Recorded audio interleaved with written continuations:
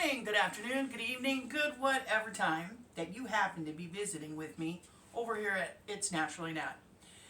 Today you'll notice I'm not wearing my usual cooking collection of aprons that I have, including my most recent one that was for my nieces that I love very much, but an actual chef's jacket. I got this for Christmas, partially as I think not really a Christmas present from BM, more of an apology, because I made, and you will not see this on camera, I made him, hi girls, the girls are saying hi, I made him probably 4 pounds of beer battered fried fish.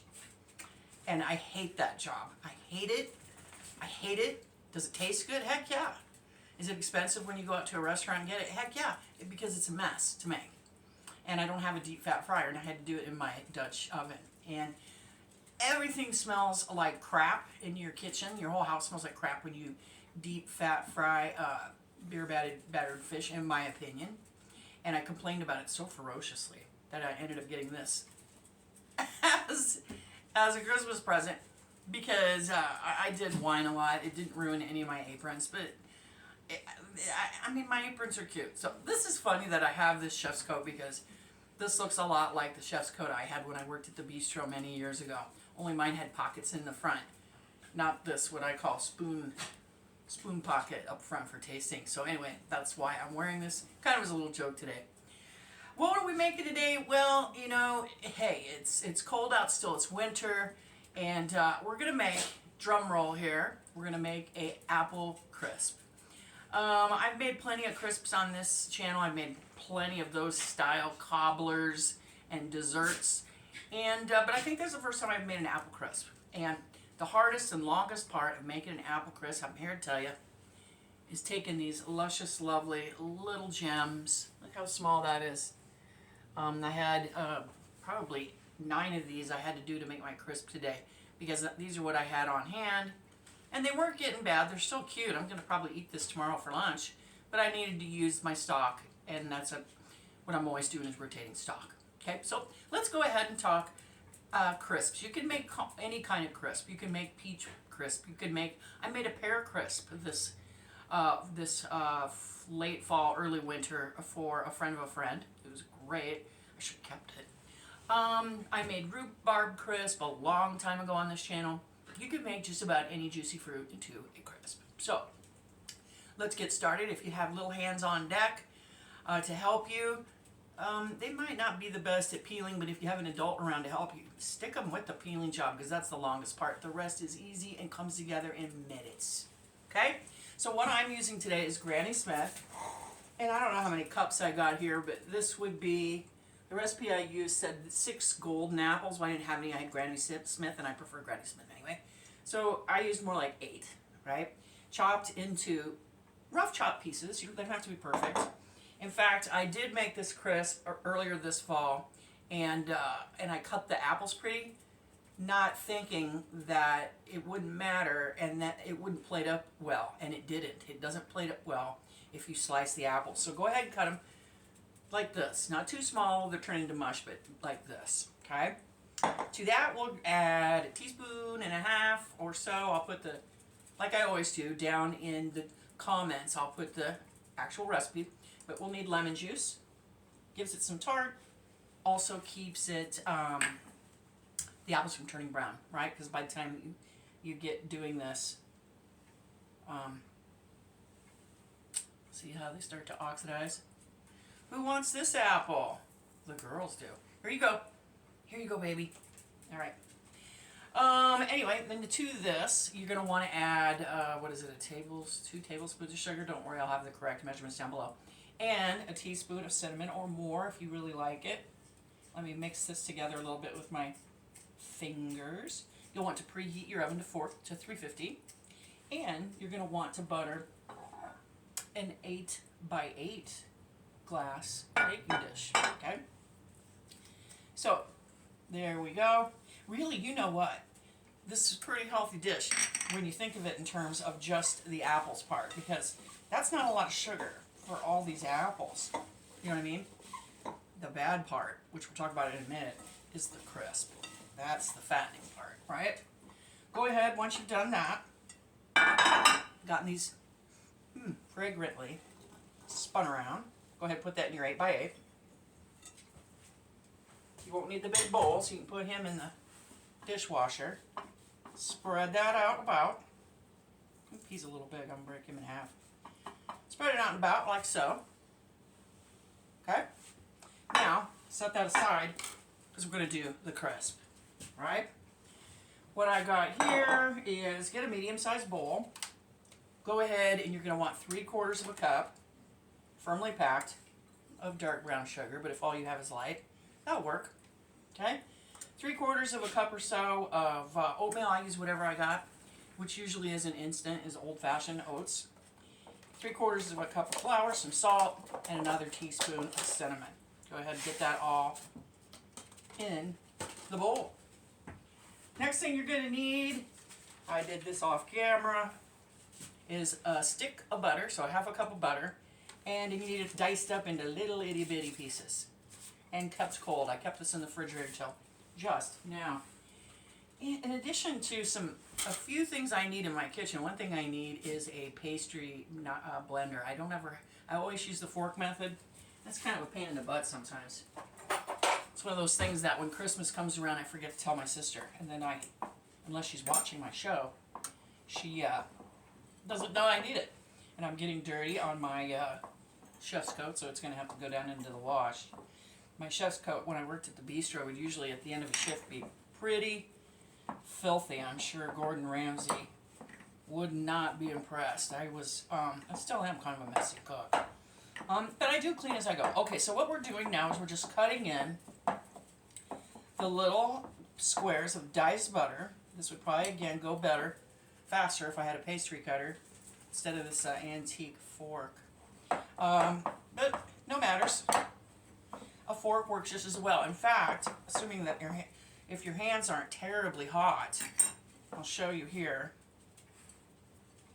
you can cut this in even with your hands, which I might do just to speed it up a little bit.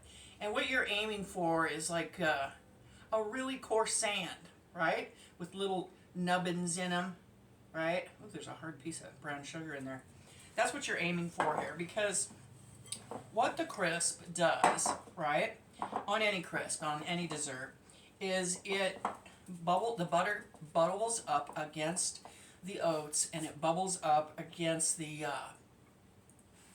brown sugar and the flour that's in here, and it makes this kind of crust that is, oh my goodness.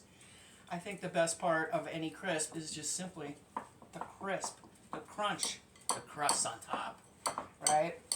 I wouldn't be surprised if Daniel, when he eats this, doesn't throw the apples over his shoulder when I'm not looking and just eats the topping, right? You'll want to get this. It's not going to be perfect. You're not going to get it totally like sand. I mean, you could if you're really attention to detail. I mean, I kind of am attention to detail too. But it doesn't need to be quite that mixed in. Like, I only have a little way more to go with this one. And it will be about right. And in fact, once I put the video together and get it online, I'll make the thumbnail the finished product, right? Because this is going to cook, what is it, 20-some minutes? Check my directions here. My fingers are not buttery here. 40 to 50 minutes, right? I mean, I guess we could have a real nice long chat and talk about life for 40 to 50 minutes before I pull this out, but I'm not going to do that. Instead, I will use that finished piece when this is done as the thumbnail shot, right? So we're getting there. How do you do it when you make a crisp? Do you use your hands like I'm doing here? It does feel kind of fun. You know, it makes you think of when you were little and you'd go down to the creek, you'd stick your feet in the water, and if it had sand, you'd stick your toes in the sand and your fingers in the sand, and it would feel good on a hot day. I know, who is that? Can you hear that? Somebody's hey, Rosie! Hey, zip it! Somebody in the hood has jostled probably bringing groceries in their car door and their alarm's going off. I'm guessing, but I think it might be my neighbor. Hey! I think that might be my neighbor that hauls a bunch of little kiddos.